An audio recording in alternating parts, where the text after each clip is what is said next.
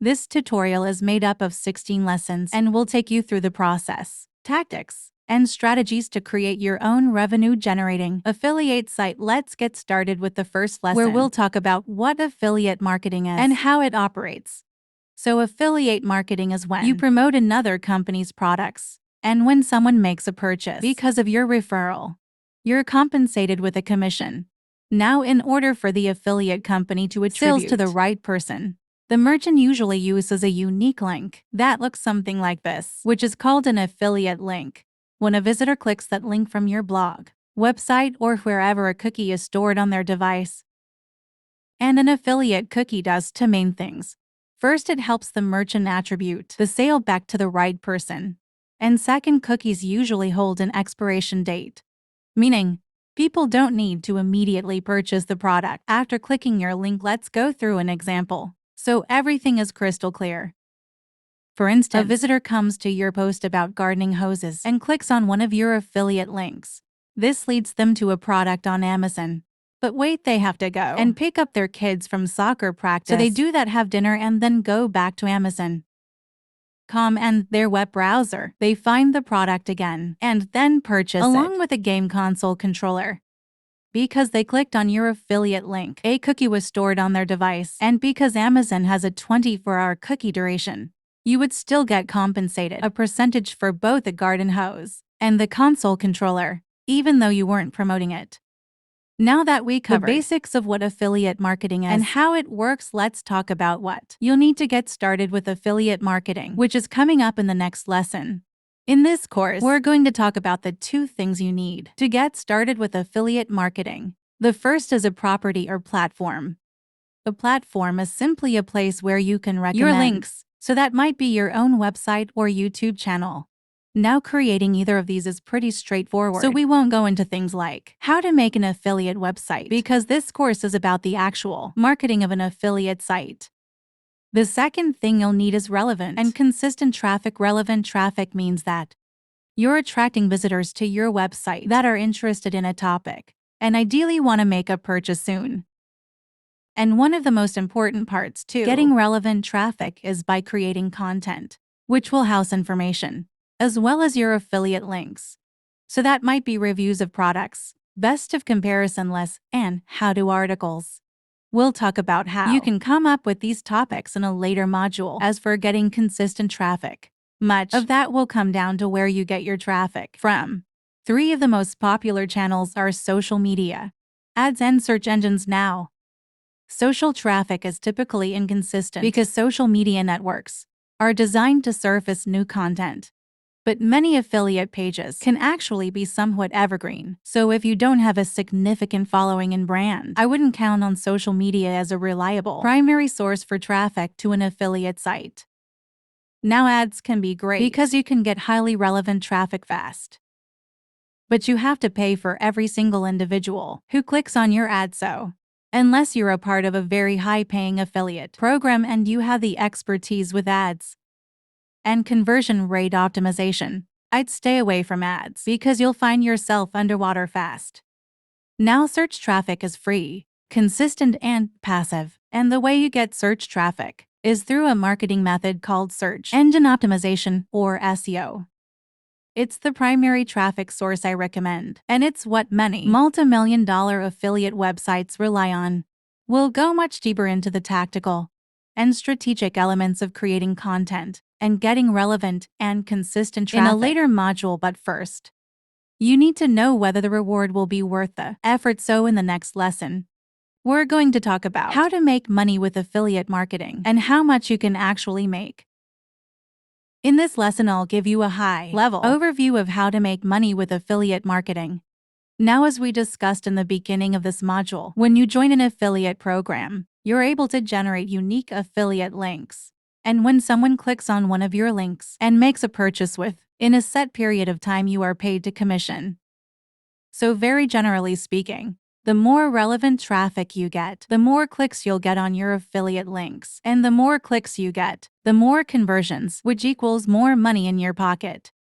And as long as your revenue exceeds your cost, you'll be profitable. Now, you might be wondering how much money you can make as an affiliate marketer. The simple answer to that is that there is no limit. For example, Pat Flynn used to share his income reports and reported over $100,000 in affiliate commissions in December 2017. Ryan Robinson also shares his income reports, and in October 2019, he reported over $19,000 in affiliate revenue. Both of these gentlemen have done an excellent job building their brand, and I'm sure it's taken a lot of hard work and time to get to where they are, but the reality is that your checks might look more like this, at least when you're first starting out. Now, if you want to make a sustainable income with affiliate marketing, you need to think of your affiliate site as a business. It will be a grind, and there will be some disappointing times, but that's totally fine. Because when you adopt this business mindset, instead of seeing it as a way to hopefully make a few bucks here and there, you'll be setting yourself up for success. So with the fundamentals in the books, let's move on to the next lesson, where I'll give you a high-level overview of what it looks like to start and grow your affiliate site. In this lesson, I'm going to give you a high-level blueprint to start your first affiliate website. In this lesson, we'll give you a good idea of the skills, techniques, and strategies you'll learn throughout this course. But first, let's recap some key principles we've covered in the previous 3 lessons, which are going to play into your strategy. So at a high level, your affiliate site is going to be made up primarily of blog posts, and the type of content you'll create will mostly be informational pieces. For example, how-to articles and comparisons of different products. And within the content, you'll add your affiliate links to products you recommend. Now, when someone clicks on one of these links and makes a purchase, you're going to be compensated by the affiliate merchant or partner. Now, not only will your content change visitors into revenue, it's going to attract visitors to your website too. And the marketing method used to get traffic to your affiliate site is search engine optimization. Because the traffic is free, consistent, and passive best of all, SEO traffic will help you generate consistent revenue that compounds over time. Now, there are actually quite a few steps to get to the point of generating consistent traffic and revenue. But to give you a high-level overview, we can break down the process into 4 macro steps: finding a niche, planning your website, building your website, and getting traffic to it. So let's go through these phases at a high level, starting with finding a niche. When you're starting an affiliate site, especially if you're relatively inexperienced, it's beneficial to start with a heavy focus on a niche. For example, it would probably be better to start a barbecue recipe site rather than a generic one on all types of recipes. And that's because broader topics tend to have more competition, and as a result, it'll be tough for you to get traffic to your site. And without traffic, there is no revenue. Now, this is just one small example of the things you'll need to consider when choosing a niche. There are other things to evaluate, like breadth of the topic, personal interest, commerciality, and more. We'll go through some techniques and Module 2 to do this, and I'll give you a checklist which will give you the best chance at creating a successful affiliate website. Alright, the next stage is planning your affiliate site. This is where you'll be creating the blueprint for your affiliate website. And there are 2 things in particular that you plan. 1. You want to plan your content strategy. And this is a super important step because it's foundational to both traffic and conversions. Now, the majority of the planning will be done through an SEO technique called keyword research, which is a process to understand the queries people use to search for product, services, and general information and search engines. And the second thing you'll need to plan is your site or content structure. And by structure, I'm mostly talking about grouping, which is done with internal links. We'll cover all of this in great detail in Module 3. Now, after you finish planning your site, you'll need to build it out. This includes making a website and setting up tools for things like tracking. Now, the most time-consuming and important part of the stage is creating content, because content is what will help you rank in search engines, and it's what your visitors will use to make buying decisions. We have an entire module dedicated to content creation, where we'll talk about the content creation process, the types of content you should create, and also give you templates you can follow for various affiliate-type content. Now, getting traffic from SEO is much more challenging than just writing good stuff. A key ingredient to rank high in Google and attract a ton of visitors to your site will be backlinks. We'll talk about some basic strategies that any beginner can implement, which should help power your pages to rank for their target queries, and hopefully put good money in your pocket. So now you have a high-level overview of what building your affiliate site will look like. Let's get our hands dirty and move on to the second module, where we'll go into finding niches, qualifying them, and choosing one that'll be right for you.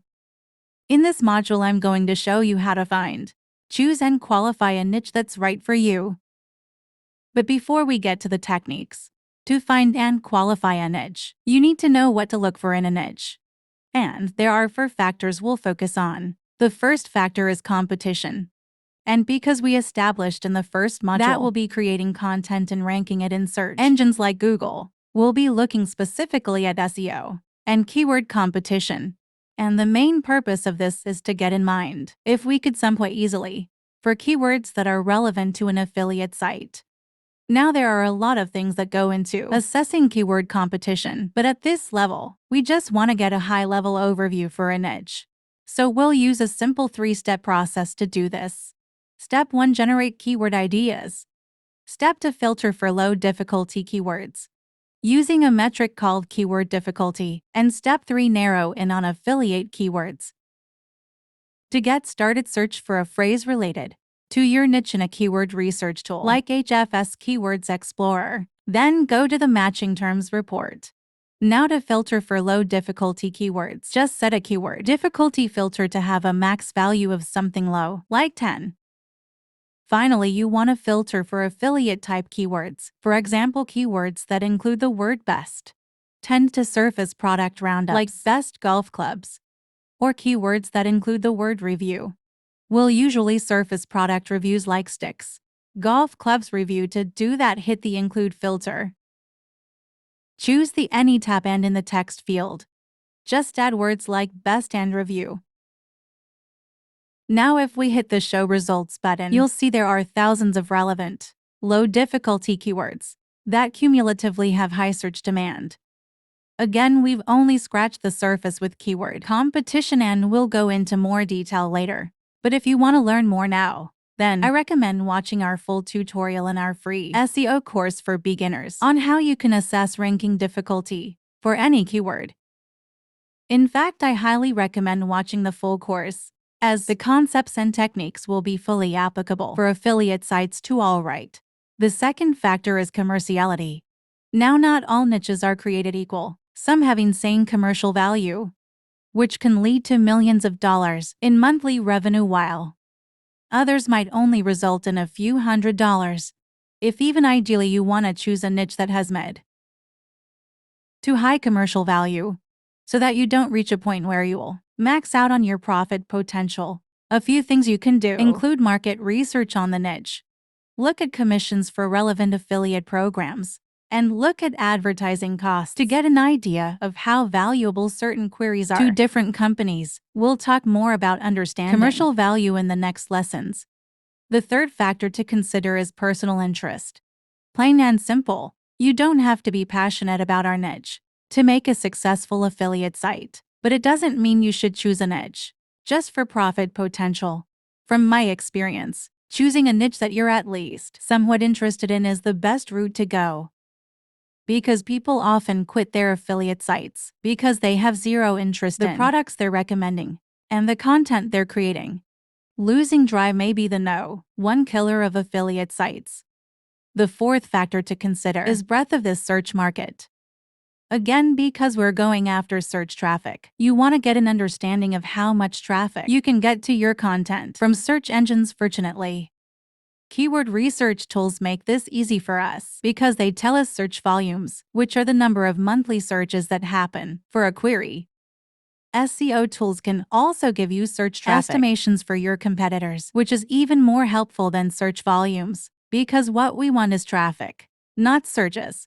So by understanding the breadth of the search market, you're essentially getting an estimation of how many people are interested in the topics you'll be writing about, how much traffic you can get from these topics, and in turn, how many clicks you can get to your affiliate links, which should directly be linked to your revenue. As a general rule of thumb, you want to start off pretty niche because competition will likely be lower. but your niche should be tied to a larger industry, so you have the opportunity to niche out, which is going to give you room to eventually reach more people. For example, you might start an affiliate site in the bed frame niche, and after doing some quick keyword research for affiliate keywords, you'll see that there's a cumulative search volume of over 130,000 monthly searches in the US just for bed frames. Not small at all, but not huge.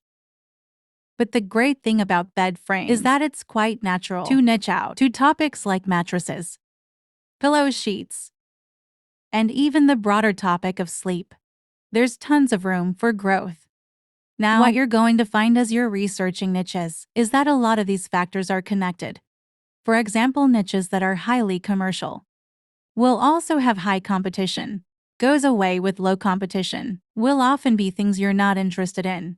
It's all about finding a balance from this criteria, then committing to a niche. In fact, these 4 things that we just talked about are going to help you rate any niche, so you can qualify one that's right for you. But before we get to qualifying, we need to start brainstorming a list of niches and doing our research, and that's what we'll be talking about in the next lesson. Now, before we get into the research and qualification methods, let's quickly recall the 4 things you should look for in a niche. And these are the level of SEO competition, which will tell us who we'll be up against, or even if we can compete. Commerciality, which will give us hints into how much money we can make. Personal interest, which is important to most people because you want to actually enjoy what you're doing. And the breadth of the search market, which gives us a knowledge of the size of our addressable market, at least for the type of traffic we'll be going for. These will help us qualify a niche so we can make an informed decision when it comes time to choose one.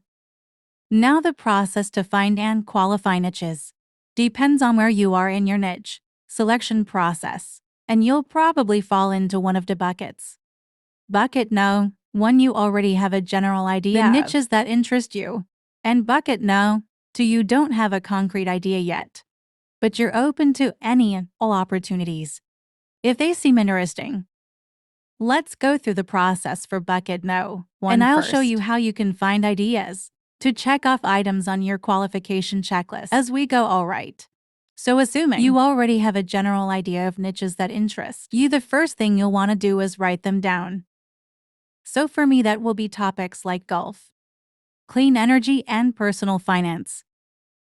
Now, because these are all things that I'm interested in, we can add a plus to the personal interest qualification factor. Now, for each of these topics, you want to brainstorm some broad topics and products that are related to that niche.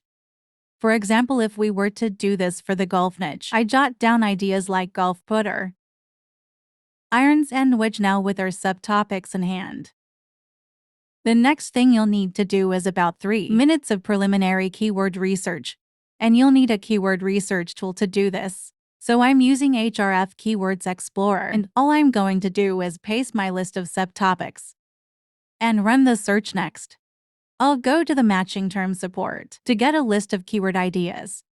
Now, not all of these keywords will be relevant to an affiliate niche. We want to find topics where it's easy to naturally recommend different products. Fortunately, so-called affiliate keywords are easy to find using keyboard modifiers, and these are just add-ons to a base keyword. Our instance, when a query includes the word best, it usually means you need to create a product roundup. Queries that contain the word versus or review usually means you'll need to write a review or comparison article in order to rank in Google. We'll get into the details in a later module, as this is more related to SEO, but we're not quite there yet. But if you can't wait, then you can watch our video on search intent in our free SEO course for beginners, which I'll link up in the description. Now, because we know we can find affiliate keywords by looking for queries that contain the words best versus or review, we can take these words and paste them into the include box. In Keywords Explorer, I'll also hit the Any Word tab because we want to see keywords that contain any of these keywords, in addition to one of our search topics. Hit Apply, hit Show Keywords, and we now have a list of mostly commercial topics that will be valuable to a golf affiliate site. In fact, the fact that there are nearly 2 million monthly searches in Google from just the US alone tells us that The breadth of the search market is quite large, so we can add a plus to that factor on our qualification list. Now, some of these are going to be quite competitive to rank for, but we can actually filter for low difficulty keywords using the keyword difficulty filter. All you have to do is set the maximum KD value to something low like 20. And right away you'll see that there's still nearly 1 million monthly searches that happen for these low competition keywords each month. So both SEO competition and search breadth seem good to me. Now, to get an idea of commercial value, you can scan through the CPC column to see how much advertisers are willing to pay for a click for a specific query. But these values are only for one query, which isn't that helpful because you want to get a full picture of how valuable your traffic would be if you were to rank for a lot of these affiliate type keywords. And the way to do that is to find a competing affiliate site that's already ranking for queries that you'd want to rank for and are not mega authorities in your niche, because they'll be too tough to compete with, at least when you're first starting out. So to find these competing websites, you can use Ahrefs Content Explorer to search for something like Best Golf, and then set the search mode to a title search, and this will show us pages that contain the words best and golf in the title of the pages. Basically, it's going to show us other golf affiliate pages, many that are from dedicated golf affiliate sites. Now, because SEO competition is a big part of qualifying a niche, for us, especially for beginners, I recommend sending a domain rating filter to have a low maximum value of something like 20. And again, domain rating is a metric that tries to measure a website's authority. Hit show results, and now you have a list of pages from low authority websites that are likely posting affiliate content on golf products, but we don't need to see pages at this point. We want to know more about how websites are performing as a whole. To view the top websites, just click the Websites tab, and now you can see a list of low authority websites, the amount of total organic traffic they get, and their traffic values. Now, traffic value tells us how much it would cost to pay for this amount of organic traffic if you were to buy it from Google Ads. And the reason why it's a decent proxy to understanding a site's commercial value is because if advertisers are willing to pay this much money to get this traffic, then it's likely valuable. Now, it's important to note that when you're looking at these metrics, you need to make sure that the sites you're analyzing are actually going to be competing. Niche affiliate sites just scan the domain names, and if it sounds like it might be a niche blog, click it to investigate the types of content they create. So for this site, it's clear that it's an affiliate website, as the content is primarily based around reviews and product roundups. Now, going back to Content Explorer, you'll see that this site gets a ton of monthly search traffic, and it has a traffic value of around $70,000 per month while being a low authority site. Now, to be clear, it doesn't mean that the site makes $70,000 per month, but it tells us that the topics the site ranks for have clear commercial value. So let's add a plus to that qualification factor. Now, it's important to note you shouldn't use traffic value as the only means to understand commercial value. One key component that we didn't talk about here are the affiliate programs that these sites are using. And I'll show you how to find affiliate programs for a niche in the next video, so stay tuned for that. Alright, now let's talk about finding and qualifying niches. If you're not quite sure of the topics you want to cover, there are two effective ways to find niches. The first is to look at the sites that are linking to a big affiliate program, like Amazon, for example. That golf affiliate site we found earlier is an Amazon affiliate. And if we move over one of the affiliate links, you'll see that the link points to a page on the domain, amzn.t0. This is Amazon's shortened URL. So with that domain in hand, let's go to Ahrefs Site Explorer, type in the URL amzn.t0 and run the search. Next, head on over to the backing support, which is going to show us all pages that link to this website. Now, because SEO competition and breadth of the search market are important considerations when choosing a niche, we can set some filters to narrow down the results, seeing as amzn.t0 has nearly 50 million links. First, I'll choose one page per domain because we're interested in website data and not so much page-level data at this point. And then I'll set the domain rating filter to a maximum of 20 to filter for low authority websites. Next, I'll set the domain traffic filter to have a minimum value of 10,000, which will help us understand breadth to a certain extent. Finally, I'll click on More Filters and choose Language. And I'll set this to English. All looks good, so let's hit Show Results. Now, it's just a matter of skimming the referring page column and using some common sense to infer what the site might be about. For example, this one is a stock checker. This one is on headphone reviews. And this one is on knives. The nice one is actually pretty interesting because this website only has a domain rating of 6 and gets around 100,000 monthly search visits from Google each month. So, this tells us that SEO competition is likely weak for this niche.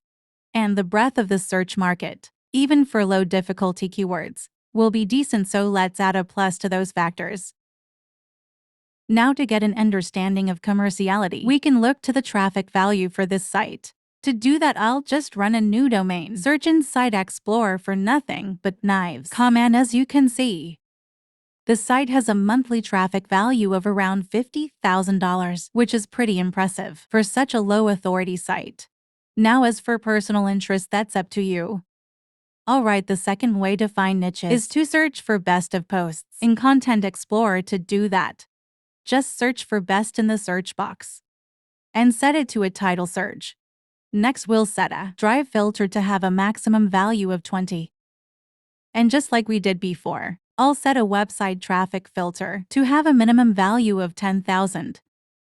We'll set the language filter to English and then hit Show Results. And this is basically showing us pages from websites that get a lot of traffic, are low authority, and are in English. Now, if you want the summarized version, you can hit the Websites tab to see the top 100 websites in Content Explorer. Search results based on their organic traffic. Then, just skim through the domain names to see if there are any obvious niche sites that you might be interested in exploring. For example, this site looks like it's on Work Boots, which gets a ton of search traffic, has high traffic value, and has very low website authority. There's a triple plus for our Work Boots niche. And for good measure, I'll click through to the site, and yes, it is an affiliate site all about work boots. Now, that is a niche I would have never thought of. Now, if you want a bigger list to skim through, go back to the Pages tab and hit the one page per domain filter. Finally, hit the Exclude Home Pages filter, and you'll have tons of results you can look through, along with your SEO metrics to help qualify niches. Now, the qualification methods we went through are just quick checks, especially for the commerciality factor. The affiliate programs that are associated with the niche will often determine the potential revenue you can generate, because different programs offer different commissions. So in the next lesson, I'm going to show you the best affiliate programs to join and how you can find niche affiliate programs that are worth exploring now. Let's kick things off with possibly the most popular affiliate program, and that's Amazon Associates. This is Amazon's affiliate program. They have millions of products you can promote, and it's probably the most trusted e-commerce brand in the world. So in my opinion, Amazon Associates is the best catch-all affiliate program in the world. Now, their payouts differ based on the category of the product, and commissions can range from 1 to 20% of the sale price. Now, let's look through the pros and cons of this program. Starting with the pros, we already touched someone, and that's the fact that you have a huge inventory of products to choose from. Another pro is that you can monetize international traffic using their one link feature. Basically, you create a single affiliate link for a product, and depending on the location of that visitor, they'll be sent to their local Amazon site. For example, let's say a person from the US clicks your affiliate link. They'll be directed to the Amazon.com product page, but if someone from Canada or the UK clicks that same link, they'll be redirected to the Amazon.co or Amazon.co UK product pages, assuming they exist. And the final pro is that Amazon's conversion rate is extremely high. Because it's Amazon and most people, at least in the US, have an Amazon account. There's very little friction from product page to checkout. And remember, as an affiliate, you don't get paid for clicks. You only get paid when the merchant gets paid. Now, the main con with Amazon's affiliate program is that the commissions are generally pretty low. And for many niches, there are other programs that offer better payouts. We'll get into finding these affiliate programs in a bit. The next affiliate program. Next affiliate program is Target. Target is a big box store in the United States and has a huge inventory of products, much like Amazon. Now their payout is pretty low at up to 8%. But one differentiator from Amazon is that Target offers a 7-day cookie life, while Amazon only has a 24-hour cookie. This means that if someone clicks your Target affiliate link and makes any purchase within 7 days, you'll be paid a commission. Whereas with Amazon, the person who clicks the link needs to make a purchase within 24 hours. The next affiliate program is Commission Junction. Actually, CJ is an affiliate network. Basically, companies who want to start an affiliate program will sign up with Commission Junction, and they'll handle all the tracking and software-related things.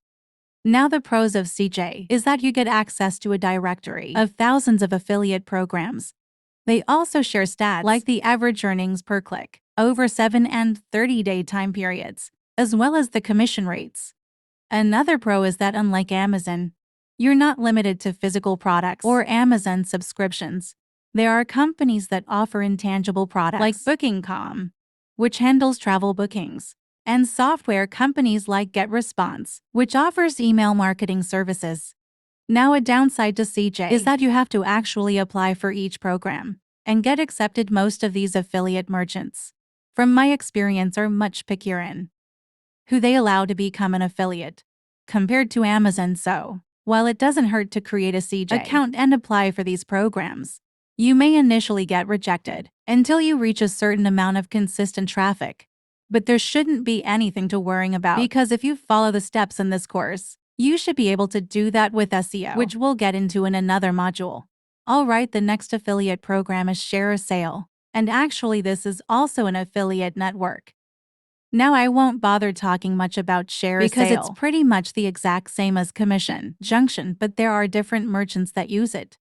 For example, Etsy and Weebly both use ShareASale to run their affiliate programs. Alright, so now that we've covered the more general affiliate programs and networks, let's talk about how you can find niche affiliate programs that are likely high performers in your niche. And it's quite simple. You just need to look at which affiliate programs your competitors frequently link to. After all, if a lot of your competitors are using a specific affiliate program, then chances are it converts and/or pays out well.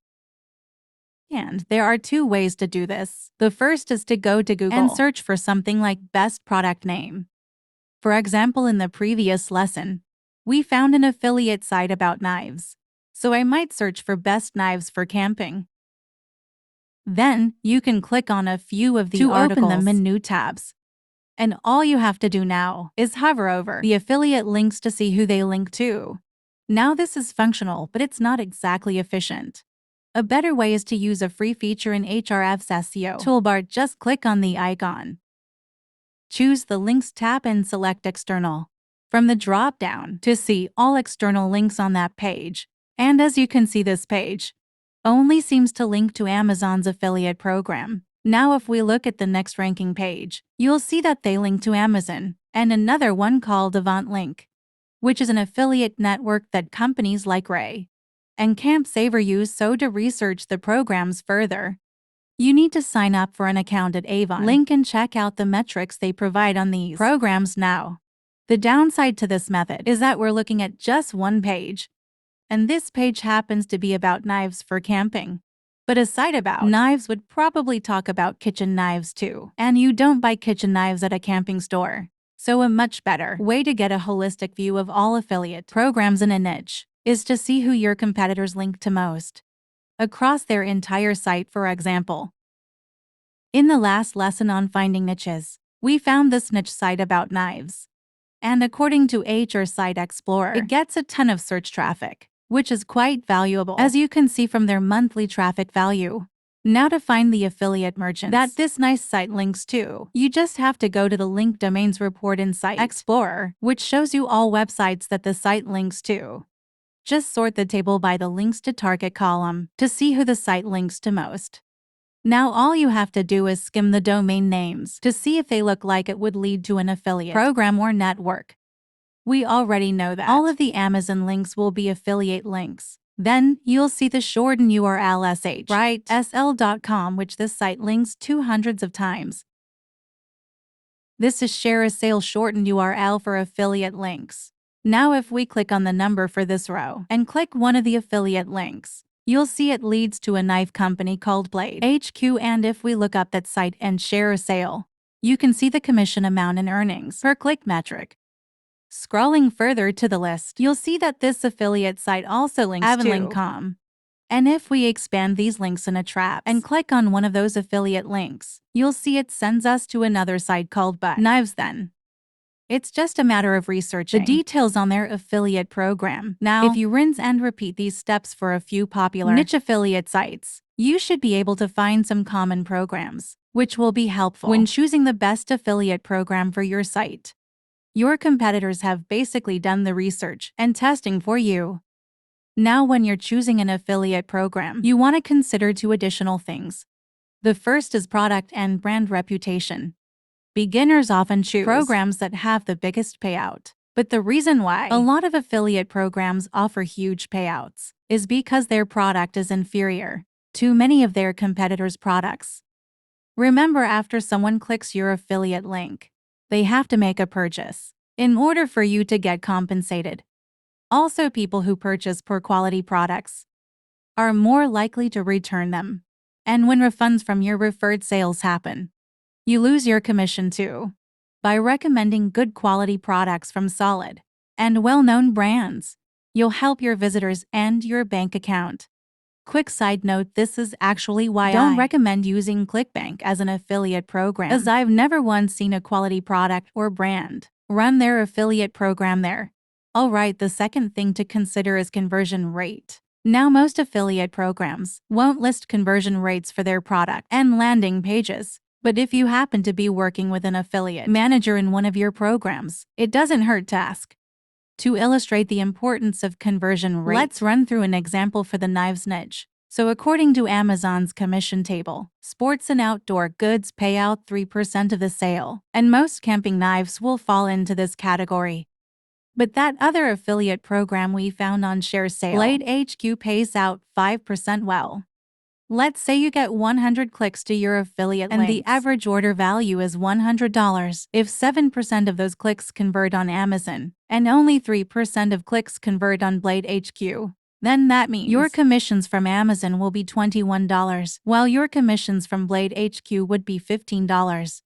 So despite the fact that Blade HQ has a bigger payout, Amazon will be the affiliate program to go with in this scenario. Now, this example is a bit oversimplified because you need to consider things like traffic source, your content, and the intent of the visitors.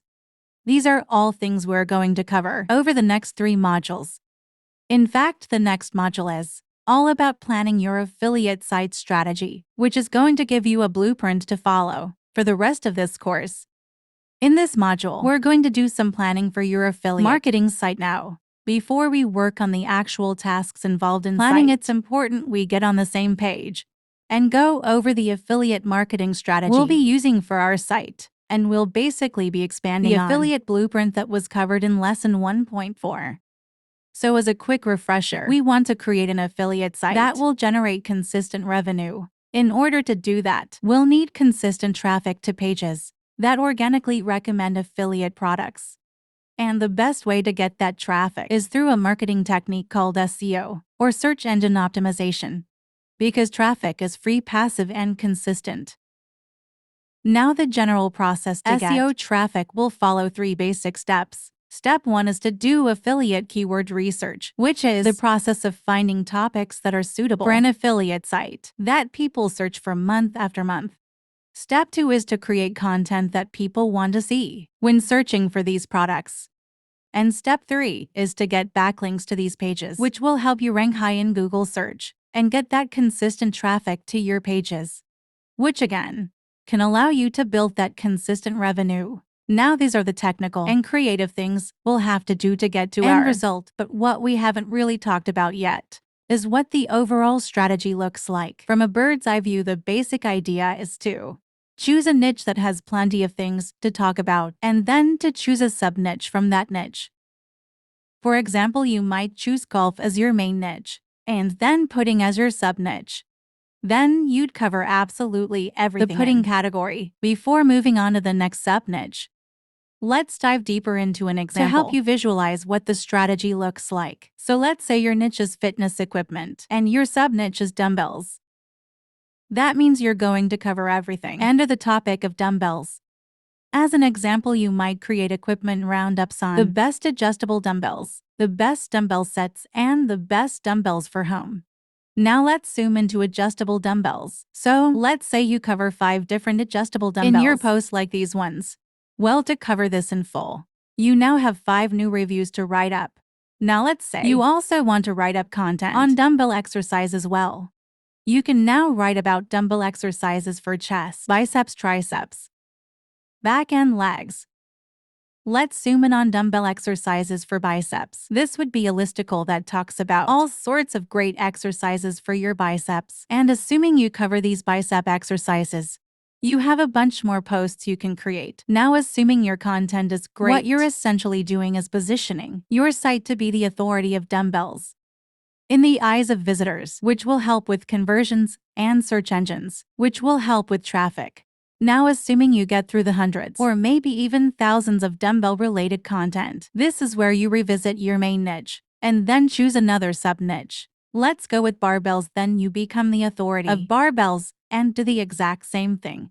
And what you're essentially doing here is creating a massive web of related content. That's going to be the foundation to not just an authoritative affiliate site, but a business that has potential to go beyond affiliate marketing. Now I need to pump the brakes here, because before we can even think of becoming this mega authority site, we need to start from square one and find some topics that will be appropriate for our site. So throughout the rest of this module, I'm actually going to do all of the work with you to plan for this hypothetical affiliate site. And in the next lesson, we're going to go up here to step 1, which is do affiliate keyword research for your niche. Now, keyword research is the first step in our flow chart in our journey to a consistent income through an affiliate site, and it's basically going to set the foundation for the topics you'll create content on. So simply put, keyword research is the process of finding search queries people use when looking for products, services, or general information.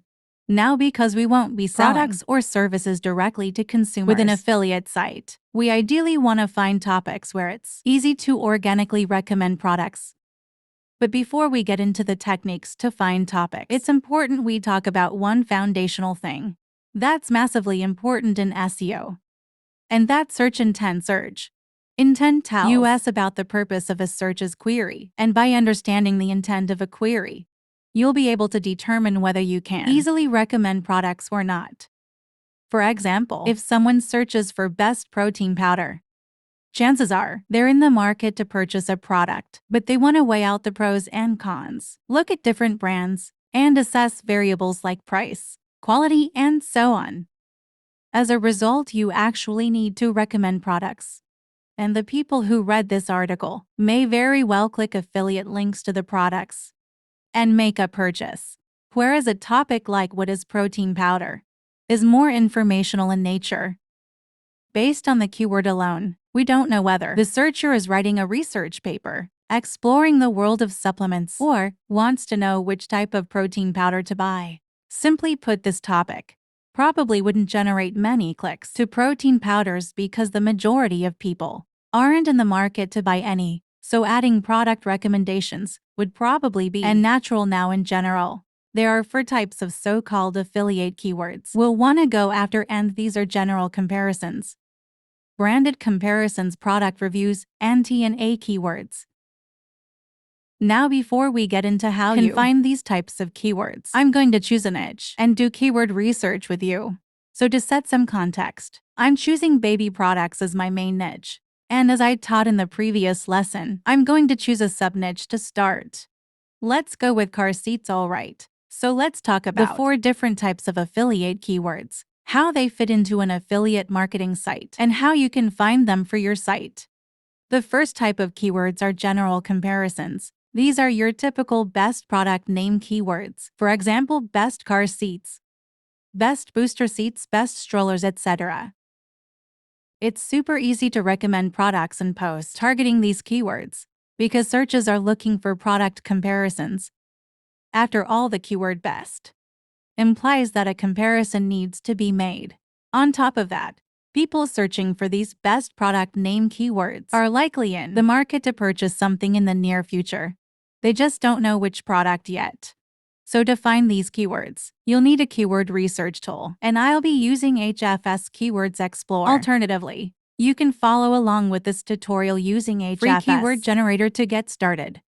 I'll search for a few broad queries related to my sub niche like car seat, car seats, booster seat, and booster seats. Let's run the search next. I'll head on over to the matching terms to generate keyword ideas. Now, since we're looking for general comparison keywords, I'll click the include filter and type in best. Apply the filter and you'll see over 18,000 keyword ideas that include at least one of our seeds and the word best. Now, seeing as there's probably too many keywords to filter through manually, let's narrow this list down to just low competition topics to get started. And to do that, we'll set a maximum keyboard difficulty filter to something low like 20. And there are some great topics here that are worth considering, like best rotating car seat and best car seats for various different ages. So from here, you can jot down some keyword ideas that interest you, or if you have an Href account, you can actually add these to a keyword list, which is what I'll do now.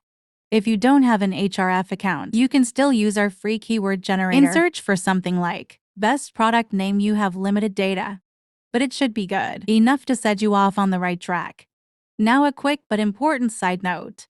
You shouldn't just go after keywords with low keyword difficulty scores.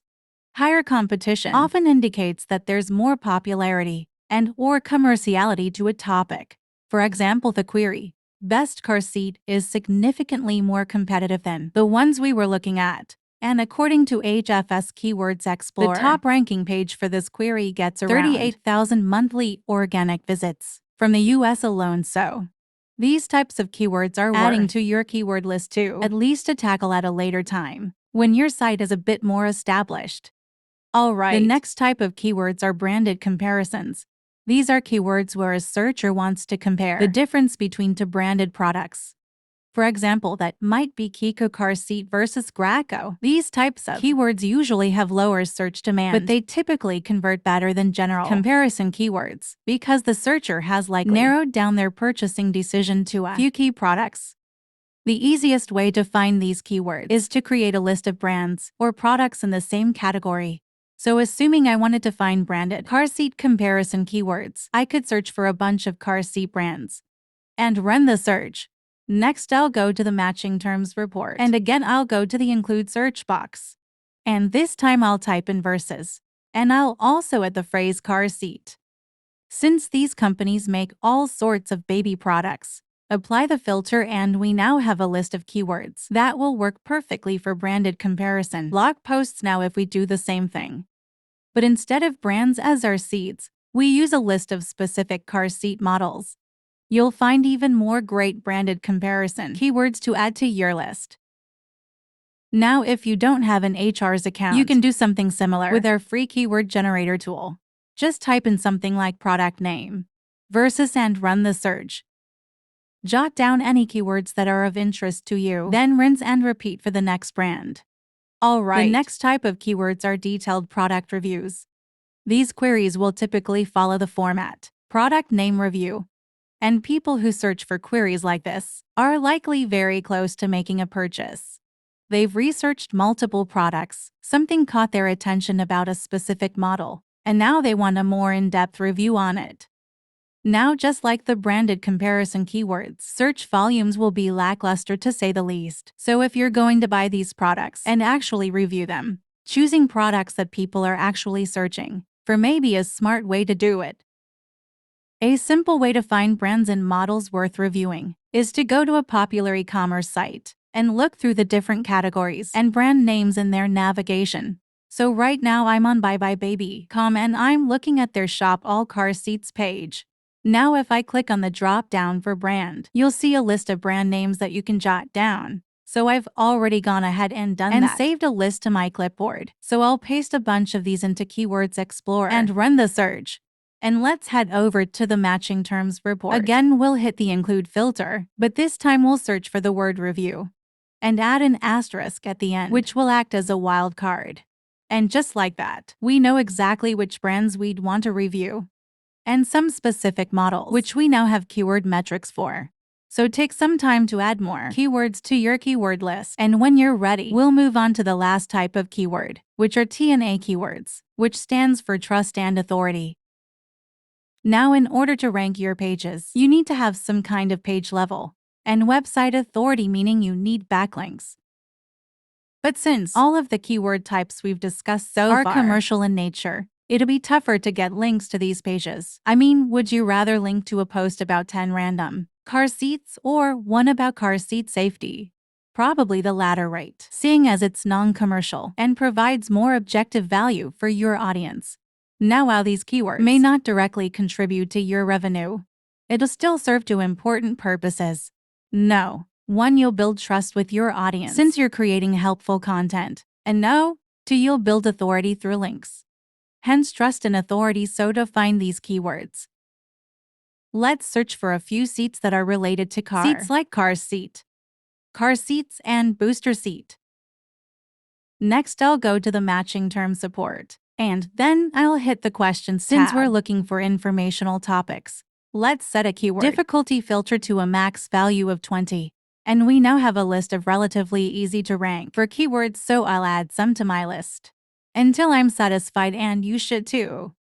Now, if you don't have an interest account, you can use our free keyword generator. Just search for a seed keyword and then hit the questions tab. Then you can rinse and repeat to build out your keyword list.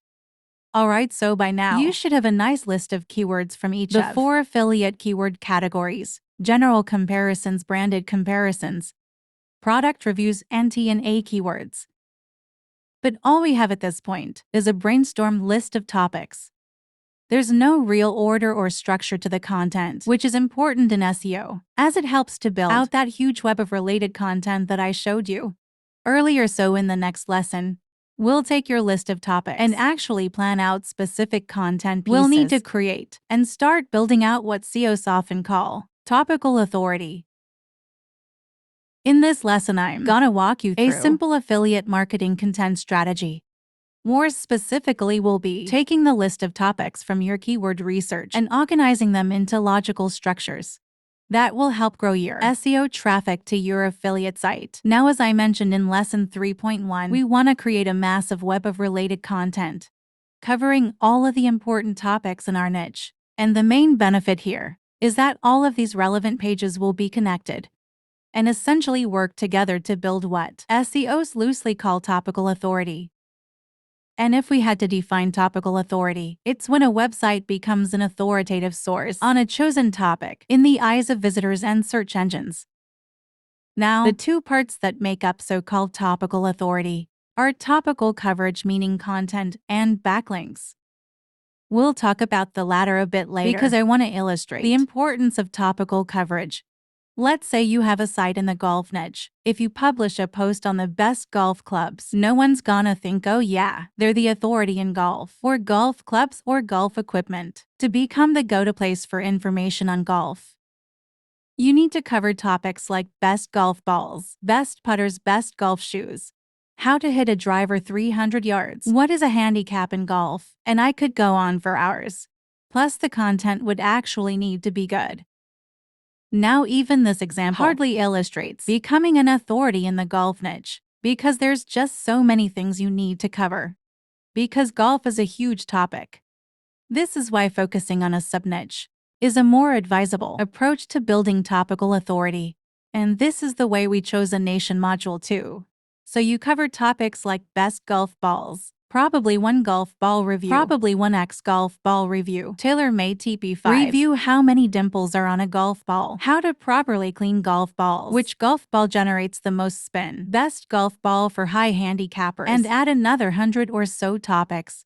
Assuming your content is of high quality, Over time, people will begin to see you as an expert in your niche, and because of that, they'll more likely link to your web pages because it's well trusted. Again, I'm barely scratching the surface, but my point should be clear. Building so-called topical authority requires extensive topical coverage. B is much more achievable in a sub-niche. Because of A and C building, it is a win. Win for visitors and website owners. For visitors, they'll find a plethora of resources to dig through on your site, and for website owners, you'll likely have better potential to rank for topically related keywords, assuming your content gets linked to. And I'll expand on why topical authority may help your rankings later in this lesson. Now, if you've been building your site with me this course, then you should have narrowed in on a sub-niche and done all your keyword research for that sub-niche. I chose baby products as my main niche and car seats as my sub-niche.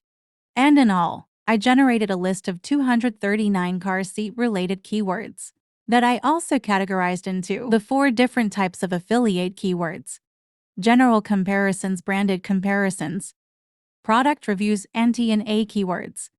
The only major thing that's left to do in this planning level is to map related topics together so we can start building our web of related content. And we'll be using our keyword list to do this. Now, if you have no clue what I'm talking about, then I highly recommend going back to lesson 3.2, where I walked you through how to do keyword research for affiliate marketing sites. But if you're all caught up, then let's talk about perhaps the most efficient way to map affiliate topics. And that's by creating product clusters. A product cluster is a simple content structure that connects a general comparison post with multiple product review posts.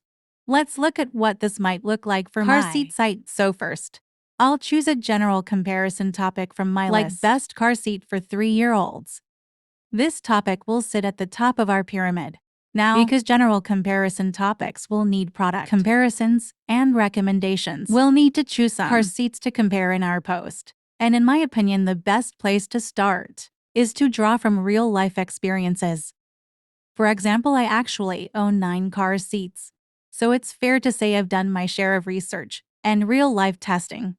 Now, I also have a couple kids that are now older than 3, and so I know that the types of car seats we'll be covering are convertible car seats.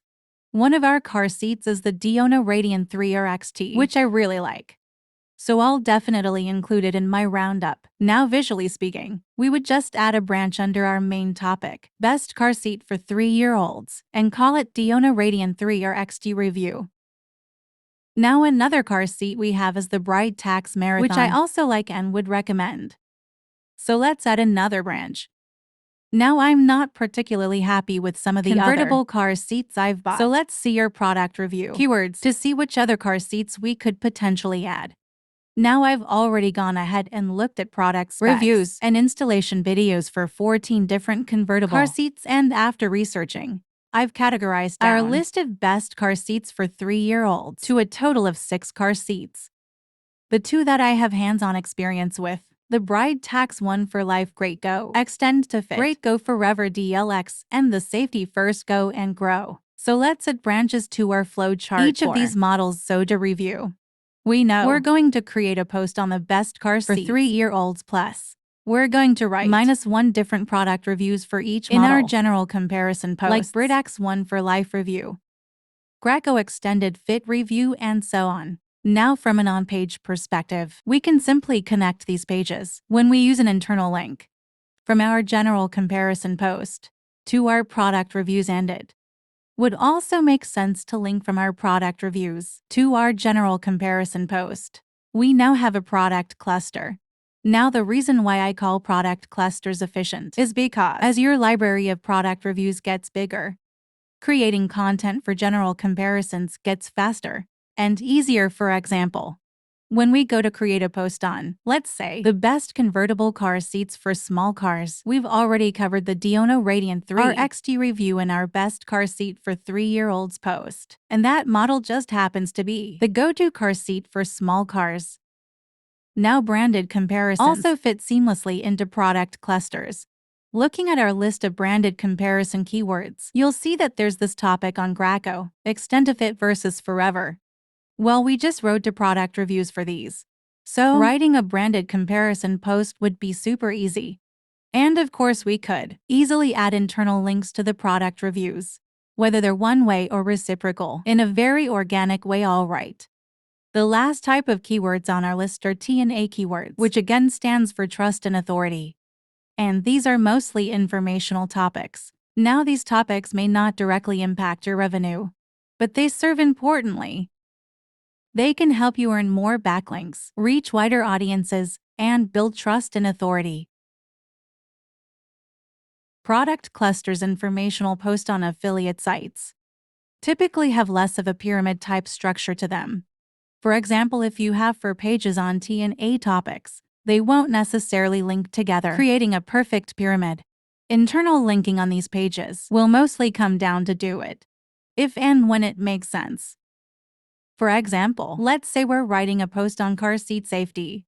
It will be perfectly natural to link to another page on when car seats expire, when you should turn the car seat around from rear to forward facing, and requirements to change to a booster seat. These are all related to car seat safety, and they all happen to be topics on our T&A keyword list now. It would also make perfect sense to link from our post on when do car seats expire to our commercial page on best car seats, because people reading that post may need to buy a new one and could probably use some help narrowing the search to an appropriate product. As you can see, creating these structures and mapping content isn't so much about strict adherence as it is about creating a strong foundation for your content SEO. When you have a big list of topics and you prioritize based on search volumes or keyword difficulty scores, it's tough to visualize the relationships between your content. And what happens more often than not is that you haphazardly do internal linking, creating poor structure, which just makes ranking your pages harder than it has to be. But by having a solid internal linking plan, you're going to do yourself a couple favors that should ultimately help you rank higher in Google and get more free traffic to your pages. No. 1. You'll create a better user experience for your visitors by providing them with relevant resources that may be helpful to them. And no. 2. You'll facilitate the flow of PageRank, which will help your pages rank higher in Google. And without getting too technical, that just means that when one of your pages gets backlinks, the pages that it links to will also benefit from that backlink, although to a lesser degree. Alright, so now that we've mapped out our content, we'll need to actually build out our site. And I won't go into how to create a WordPress blog or suggest specific themes, because a lot of that is entirely up to your preferences. But I do want to talk about 2 super important things related to site creation. And these are your home page's content and your website's navigation menu, and that will be treated in the next lesson. Alright, so let's talk about home pages first, and we'll get to navigation after. So very generally speaking, a home page serves 3 main purposes, regardless of the type of website. No. 1. It should communicate what your brand or company does. No. 2. It should lead people towards a conversion goal. And no. 3. It can be used to help rank important pages higher in Google. Now, the first purpose is pretty straightforward, but the second and third points may be tougher to understand, especially in the context of an affiliate marketing site. So let's expand. A conversion for an affiliate marketing happens when someone clicks your affiliate link and buys something from the affiliate merchant. Now, the thing is, you don't have any control over the merchant site. But what is in your control, to a certain extent, is getting people to click your affiliate links in your content, so therefore leading people towards a conversion goal. For an affiliate site just means getting visitors to engage with your content that naturally recommends affiliate products. And the actual conversion that happens on your website will be when a visitor clicks one of your affiliate links. Now, as for my third point on using your homepage to rank important pages higher in Google, this comes down to what we discussed in the previous lesson. When you link to pages on your site with internal links, you're facilitating the flow of something called PageRank. Basically, when the linking page gets backlinks, it's passing so-called authority or power over to the pages it links to, helping them rank higher in Google. And it just so happens that home pages are often the most authoritative page on a website. Alright, let's look at a couple of examples of affiliate websites that all do 3 of these things on their homepage. The first is Garage Gym Reviews. They state that their brand is about connecting the garage gym community. And on their site, they provide in-depth and honest reviews on everything fitness related. Scrolling down, you'll see some of their best-in-class reviews. These are all clearly targeting general comparison keywords now according to Href Site Explorer. All these best-in-class review pages that are linked from their homepage get a substantial amount of search traffic because they're actually ranking high for their target keywords. In fact, all 4 posts are ranking in the top position for their target keyword. Here's another example from Dog Food Advisors. They clearly state that their site is about dog food reviews and ratings. They're leading people towards their post on the best dog foods, which is obviously an important post for the site. They're also linking to a dog food reviews A to Z page, which is a page that links to tons of different dog food reviews, all of which would naturally recommend products to purchase now. Their best dog food page gets around 60,000 monthly search visits, and yes, they rank in the top position for best dog food. Their dog food reviews page also gets a lot of search traffic and writes for the query dog food review. So when you're creating your homepage, consider including these 3 things because it works. And remember that it doesn't have to be perfect because you can update or change the homepage at any time. Alright, let's move on to setting your site's main navigation menu. Now your navigation menu should serve TW major purposes. No. 1. It should help provide a good user experience for visitors so they can find whatever it is they're looking for your site quickly. And no, 2. It should make it easy for search engines to access your content. Here's what I mean. The way Google finds content on your site is by following links from one page to another. For example, if Google lands on one of your pages and sees 2 links in the navigation which point to page A and page B, then they've discovered 2 new pages. Then they can follow those links and discover even more URLs based on the pages that page A and page B link to. And this process can go on for a very long time. Now, if all links are removed from page B, then the search engine won't be able to discover any of these URLs because the path has effectively been broken.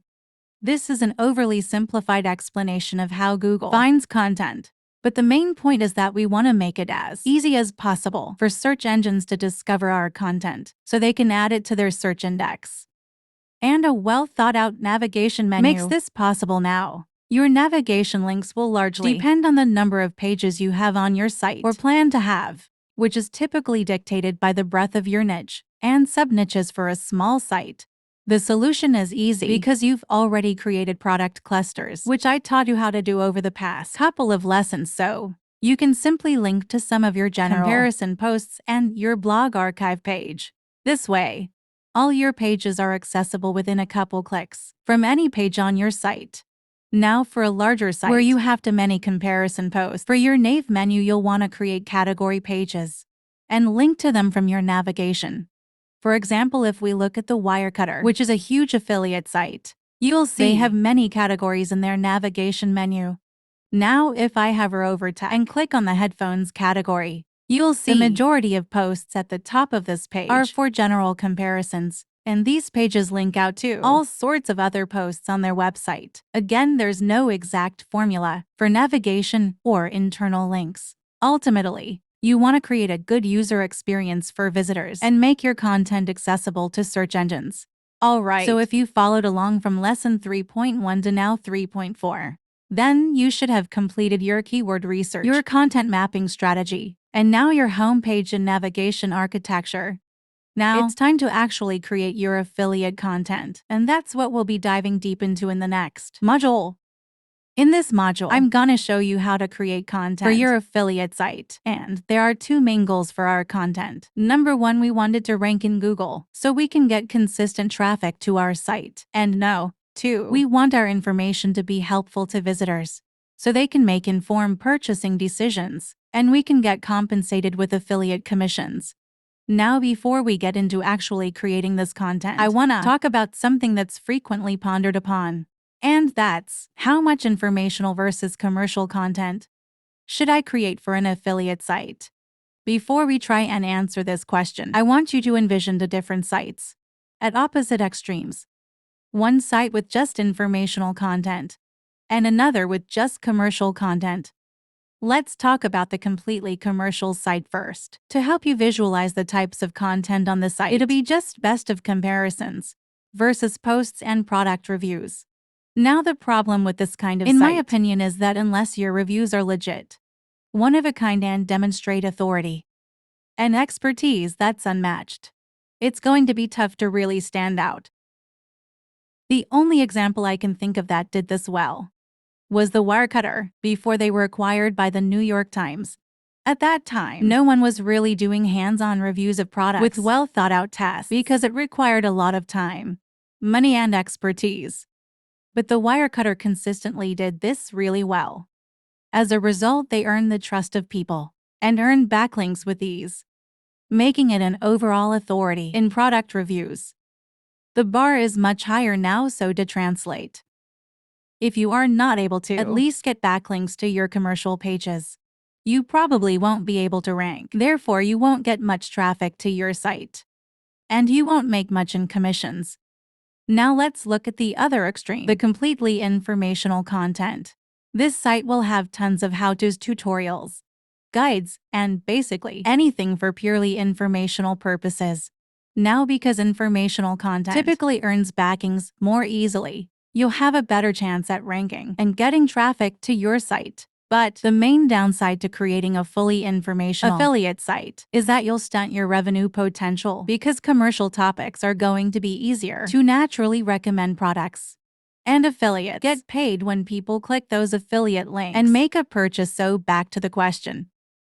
What is the ideal ratio of commercial to informational content for an affiliate site? Well, as I just elaborated, there's positives and negatives to both types of content. And because both are important, it's my opinion that any ratio that's roughly equal is completely fine. That might be a 40, 60, 50, 50, 60, 40, or whatever. Now, the good news is that if you follow the steps I taught in Module 3, then you've already set yourself up for success. If you remember, one of the core content structures I taught was called a product cluster. And again, these are groups of commercial content pages that connect general comparison posts with multiple product reviews, as well as branded comparison posts.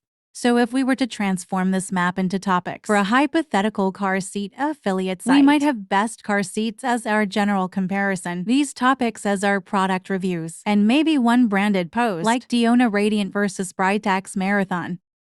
Boom, our product cluster is complete with a total of 6 commercial pages.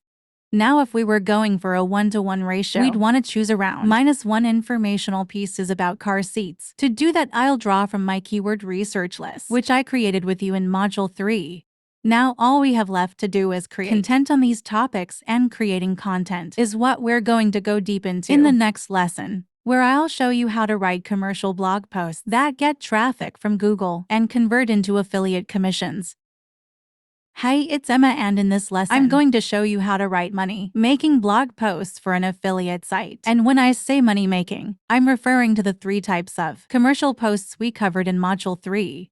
And these are general comparisons like best golf balls, product reviews like Titleist Pro V1 golf ball review, and branded comparisons like Titleist Pro V1 versus TaylorMade TP5 golf balls. Now, when you're writing these kinds of posts for your affiliate site, you should have one primary goal in mind for your content, and that's to serve the intent of a visitor, meaning you want visitors to be happy with the information they find on your page.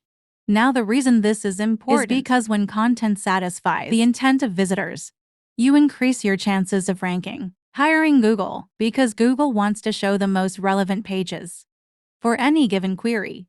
And because these queries have commercial intent, when visitors are satisfied with the content, they're more likely to buy something from your affiliate merchant, leading to an affiliate commission. Fortunately, creating content for these 3 types of content is quite similar, so I'm going to give you some flexible templates you can use to give yourself the best chance at ranking high and earning more commissions. So let's talk about the first type of commercial post, which is for general comparison keywords. Again, these posts are going to be what you use when you're targeting keywords like best product name, so best garden hose, best booster seat, best golf balls, etc. Now, because the word best implies that a comparison needs to be made, The format you'll use for these general comparisons will most likely be a listicle, which is just an article in list format. And these general comparison posts will have for main parts the introduction, the summary, the list points, and the conclusion. So let's start with the intro. Plain and simple, a listicle is not meant to be read from start to finish. Nearly all readers will go in with a mentality to skim. So with our intro, we want to keep it short and sweet while building credibility, so they'll actually trust what you have to say about these products. For example, if we're writing a post on the best car seats for 3-year-olds in the intro, I might say something as simple as, we test the 10 car seats and rated them by comfort, price, and safety in this post. We'll share our research to help you find the best convertible car seat for your 3-year-old. It's short and sweet, instantly builds credibility, and also tells the reader that they're in the right place. All right, next up is the summary. As I mentioned before, listicles won't be read in full. And that's because some, if not most, people just want the answer to what the best product is. That's why I suggest having a section like Best Product Ever Glance. Here you can just add bullet points for different categories like Best Overall Car Seat, Best Car Seat Money Can Buy, Best Car Seat for Travel, and Best Budget Car Seat, to name a few. Not only can this help improve clicks on your affiliate links, but it provides good user experience for those no-nonsense skimmers. Alright, now we're on to the list point, which is going to be the meat of your post. Now a list point is made up of a heading and description. The heading will usually be the name of the product you're recommending. For example, my post on best car seats for 3-year-olds might have headings like Diono, Radian 3R XT, Britax Marathon, Britax One for Life, and so on. As for the description, you're just describing the heading in more detail. You want to give only necessary information to help the beer make an informed purchasing decision. Now, when it comes to writing descriptions, it's best to keep the format consistent throughout the post. For instance, if we're reviewing car seats for 3-year-olds, then we might have one sentence to describe the car, a few sentences about how that specific car seat scored on our test categories like build quality, safety, and performance, a supporting image of our analysis, and then perhaps an overall score with a concluding statement. Predictable formats help people absorb information more efficiently, and that's what we want for our readers. Now, last but certainly not least, we want to include links to the affiliate products and your product review page in the description. We'll get into writing product review pages in a bit, because first we need to write a conclusion. Here you'll want to wrap up the post. You can do this by summarizing your top picks and recommending other posts on your site that might be interesting to that reader. For example, it might make sense to link to a post on the best car seat accessories at the end of our best car seats post. Now, these general comparison pages tie in directly with product reviews because if you remember from Module 3, a part of our overall strategy is to build product clusters. And product clusters are simply content structures that connect a general comparison post with multiple product review posts. Now, when you're writing product reviews, the intent of most visitors will likely be different than the intent of those visiting a general comparison post.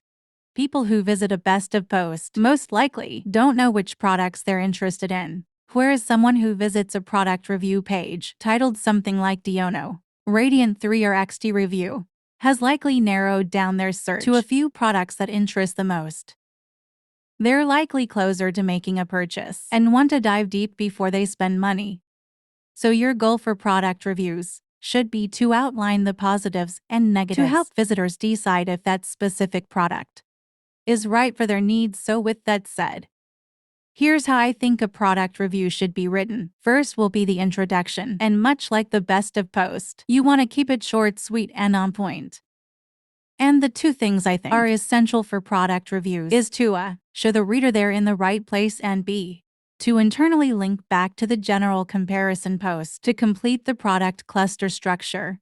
For example, if I was writing a post titled Diono Radian 3R XT Review, I might say with its slim size and high safety value, The Diona Radiant 3R XT has become one of the most popular car seats for kids. In fact, we classified it as one of our best car seats for 3-year-olds. But it's not all glitz and glam. The Radiant 3R XT is one of the heaviest car seats and scored surprisingly low on some of our hands-on tests. In this review, we'll share the results of our research to help you decide if this car seat is the right one for your toddler. Alright, now we're on to the body of the content. What you decide to cover here will vary based on your niche basically. You want to cover the most important categories that shoppers in your niche worrying about.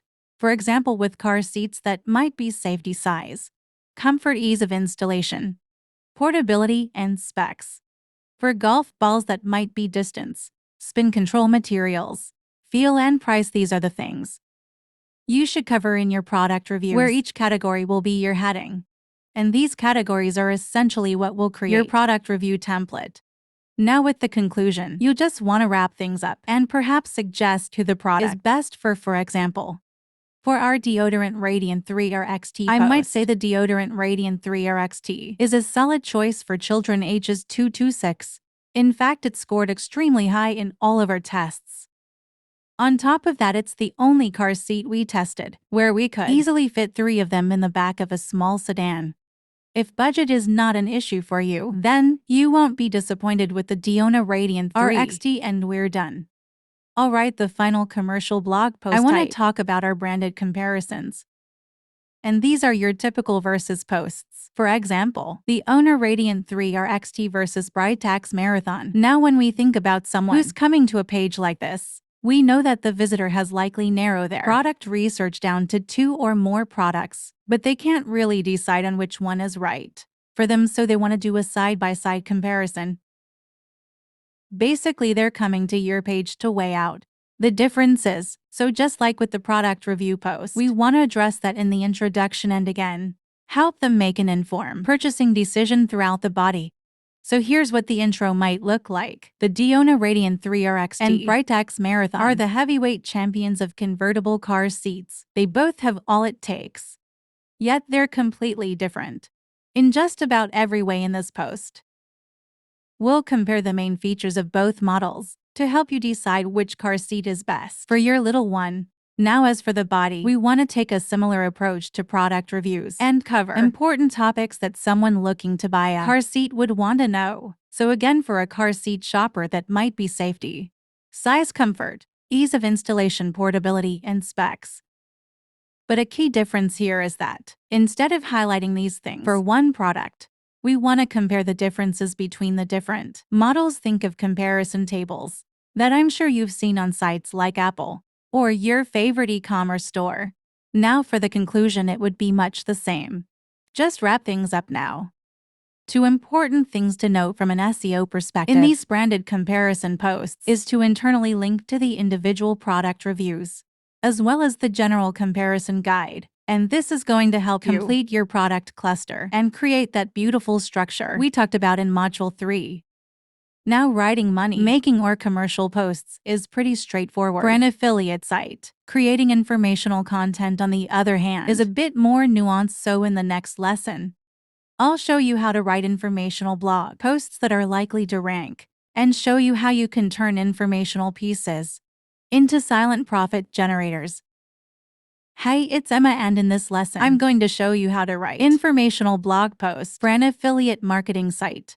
And by informational blog posts, I'm talking about how-tos, step-by-step tutorials, definition posts, and basically any type of creation where the primary intent is to learn. On besides that, I want to show you how to generate affiliate commissions from informational blog posts that may not seem to have commercial worth at first glance. Let's call these silent profit generators. So let's get started. Now, before I walk you through some blog post templates, it's important we discuss the first and most important step to creating content for search. And that's search intent. Search intent represents the motive behind a search's query. And the reason why it's important is because you need to match intent in order to rank high in Google.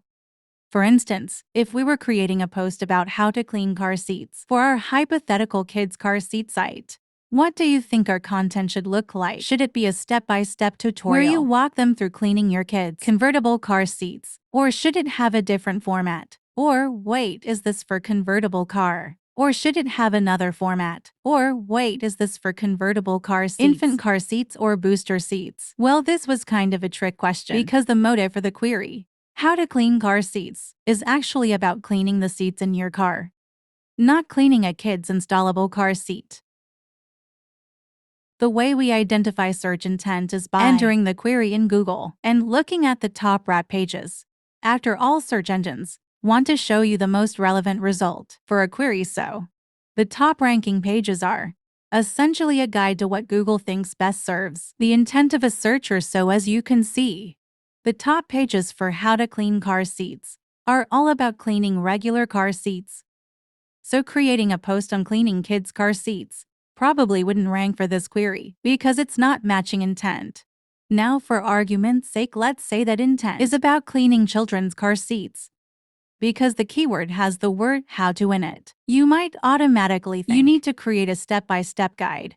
But what's interesting is that the top 2 ranking pages are actually listicles with a set of tips, meaning an unordered list of methods to clean a car seat.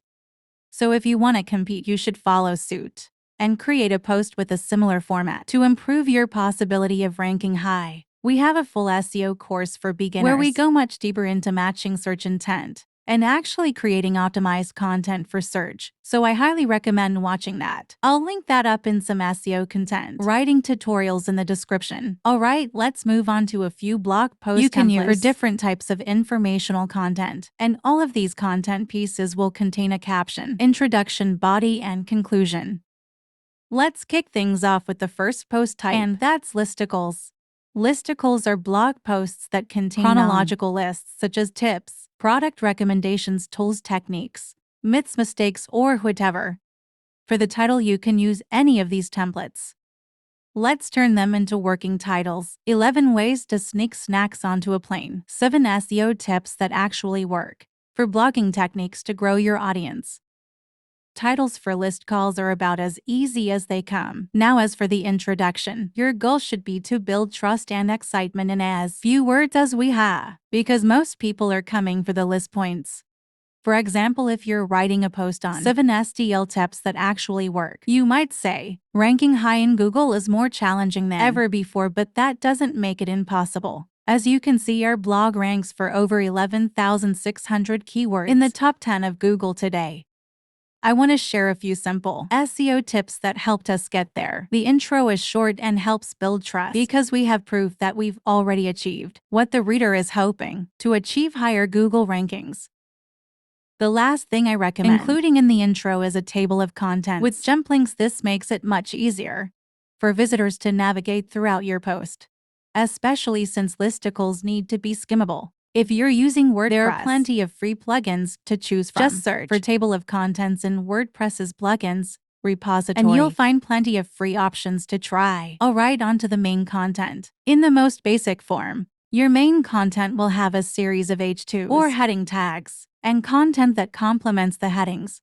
Now, depending on the type of listicle you're creating, your H2s will vary. For example, if you're doing a series of tips to achieve a goal, you'd want to use short and descriptive headlines that would make the reader want to read your content. For example, if your post was on 17 weight loss tips, rather than having point 5 as eat spicy foods, you might put no 5 eat spicy foods to burn more calories.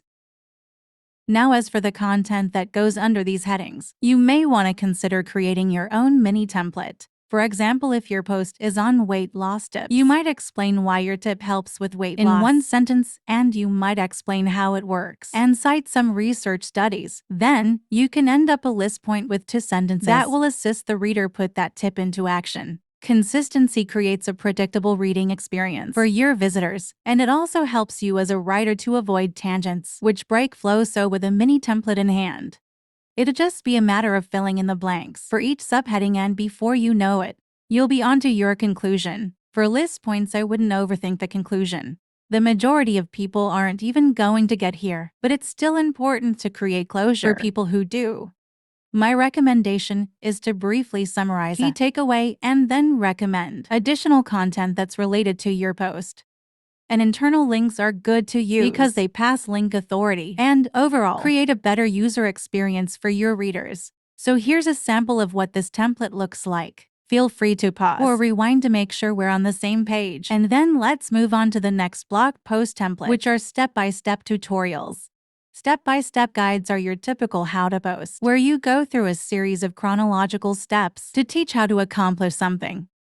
Now for the title, you can use one of these formats to get started. So if we turn these into real titles, they might be how to build a deck, 7 steps how to start a business, even if you don't have money, how to find email addresses for link building, fully automated. Now for the intro.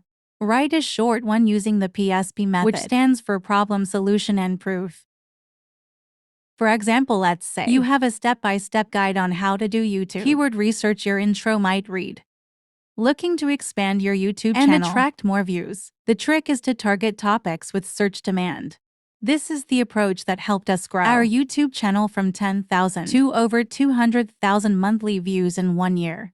Now, the reason why the PSP method is effective is because people who are reading a step-by-step guide usually come with a problem. They are looking for a solution. And if you have proof of that solution, you'll get their attention. Alright, so with the intro and the books, we need to write the main content, which will be your step-by-step instructions.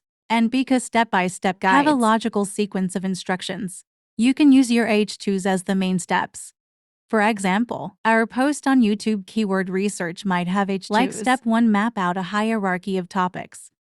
Step 2, generate keyword ideas. Step 3, check search intent, and so on and so forth. As for the conclusion, just keep it short and sweet because step-by-step guides tend to be quite long. Again, I recommend adding internal links to other relevant posts so you don't leave readers who want more at the end. So from our hypothetical YouTube keyword research post, we might connect to our guides on YouTube, SEO, and getting more subscribers on YouTube.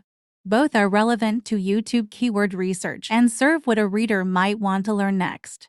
Here's a sample of what this template looks like. Feel free to pause or rewind. Make sure we're on the same page. And then let's move on to the next blog post template, which is for the expanded definition post. Expanded definition posts are somewhat similar to how-to guides, but rather than being written as a logical sequence of steps, it's meant to give a high-level overview of a topic. Now, because these posts are expanded definitions, you want to make your title something like what is, or what are concept or acronym. And then any additional details about your piece. For example, what is an oligarch?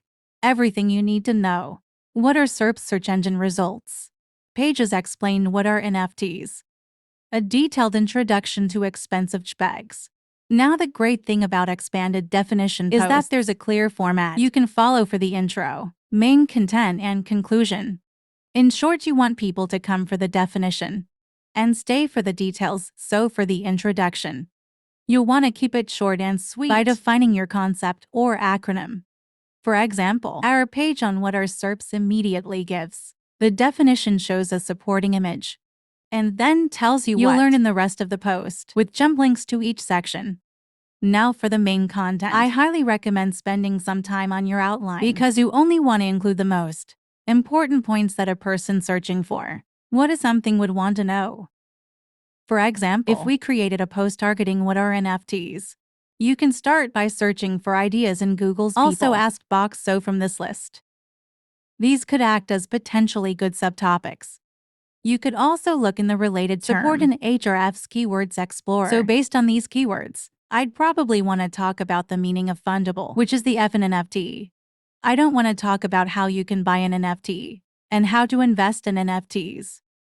Finally, look at the subheadings for top-ranking pages for your target query. So this page talks about what they are, how they're different from cryptocurrency, how they work, what they're used for, and so on and so forth. So assuming we were creating a post titled, What are NFTs? A detailed introduction to expensive JPGs, we might have a main content outline that looks like this, where our intro solves the what, and the rest of the article give a decent introduction to the NFT space. Now for the conclusion. You just need to summarize the key learnings, and again, I highly recommend adding internal links to essential articles that a beginner would want to learn more about, because if they've made it to the bottom of your expanded definition post, they'll likely want to learn more, since the content will typically be high level. The bottom line with all of these templates is that they need to match the intent of the searcher, and the better you match it, the better your chances of ranking. Hiring Google now. I've previously talked about how informational blog can be silent profit generators. The way you do that is by creating product-led content. And product-led content is simply content that helps solve a problem with the help of your product. Now, since you as an affiliate won't own the products you recommend, you can think of it as creating product-led content for other companies but post it on your own site. For example, let's say you have a DIY home improvement site where you recommend various tools like drills, drivers, and other tools. You might want to create a post how to winterize your sprinkler system, which gets an estimated 27 monthly searches in Google. Now, as far as I'm aware, you need an air compressor to winterize your sprinkler system, so it would be supernatural to organically plug this product in your post. And because air compressors aren't exactly a common household item like a hammer, some of these people will likely take your advice and buy one through your link, leading to a commission. We have a full tutorial on product content that I highly recommend watching if you want to learn how you can master silent profit generators for your affiliate site. And that wraps up this module. In Module 5, we'll be talking about link building for affiliate sites. Get good at this, and you'll have no problems generating consistent traffic from search engines. In this module, we're going to talk about affiliate link building tactics and a simple macro strategy that will help you get higher Google rankings, more search traffic, and more affiliate commissions. Now, backlinks are basically the fuel to Google rankings, and while you may want to jump straight into the link building tactics, it's important that you first understand how you can best harness the power of backlinks, and also understand the realities of link building for affiliate sites. SEO link building, whether it's for an affiliate site, blog, or e-commerce store, is most commonly done through email outreach. And this is where you contact people who might be interested in linking to your web pages. Now, reaching out to some random stranger and saying, "Hey, you like gardening? I sell gardening tools. You should recommend my product pages." By linking to them everywhere is kind of awkward, and beyond being awkward, it's selfish in a weird way. There's no benefit for the recipient of these emails, and that means you won't be getting any or many backlinks at all. Now, let's flip the script a bit and say we email someone saying, "Hey, Sam here from the Garden SEO.com. Just wanted to say thanks for sharing your tutorial and detailed experiences with Company A's garden box kit. I bought the same model and had the exact same problem with pieces not lining up properly. After some tinkering, I found a cool way to seal the gap seamlessly for under $5. I wrote about it in this post and thought you'd like to check it out. If you find it helpful, perhaps your readers would find it helpful too." Cheers, Sam. This is a bit less awkward because there's inherent value for the recipient to actually want to share and link to your content. It's genuinely helpful, and people want to share helpful information. Now, that brings us to the realities of the current state of link building. Yes, helpful content is going to be easier to get backlinks to, so this will mostly be your informational post, which we call T&A keywords in Module 3. Now, as for commercial content, like your general comparisons, branded comparisons, and product reviews, these are a bit trickier to get links to because the only real value goes to you. And people receiving these link pictures know that too. But that doesn't change the fact that you need to get backlinks to these commercial pages too. So I have two suggestions for you. No. One is to use the middleman method. This is when you build backlinks to more helpful pieces of content on your site because it'll be easier to get links. And as the links pile in, that page's so-called link authority will increase. Now, since you control this authoritative page, you can actually add internal links from here to your money pages, and what ends up happening is that some of that link authority will get passed over to your commercial page. That will hopefully give you a boost in rankings. The informational post is essentially acting as a hub to power pages that would typically be hard to get backlinks to, and will help you generate affiliate commissions. We have a full tutorial on this SEO strategy, which I'll link up in the description. Now for more competitive topics. You're going to have to get backlinks directly to the commercial content.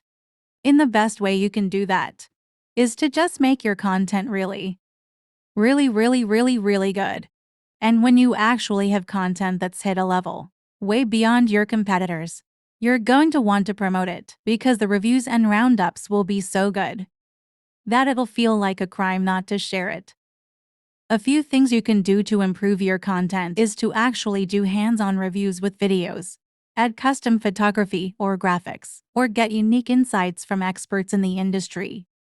Making your content better than your competitors will be pretty custom to your niche and personal taste. So I highly recommend watching our video on how you can create content that's better than your competitors, which has a ton of examples to get your creative juices flowing. Now this is just the general backlink strategy I recommend using for new affiliate sites. And in the next lesson, I'm going to share some proven link building techniques you can use to start putting the strategy into action. Hi, it's Emma, and in this lesson, I'm going to show you how to execute a few proven link building tactics for your affiliate site. Now, link building is largely a numbers game, meaning you need to send a lot of emails to get backlinks. But there's one thing that can significantly increase your chances of getting links using the techniques that I'm about to share with you.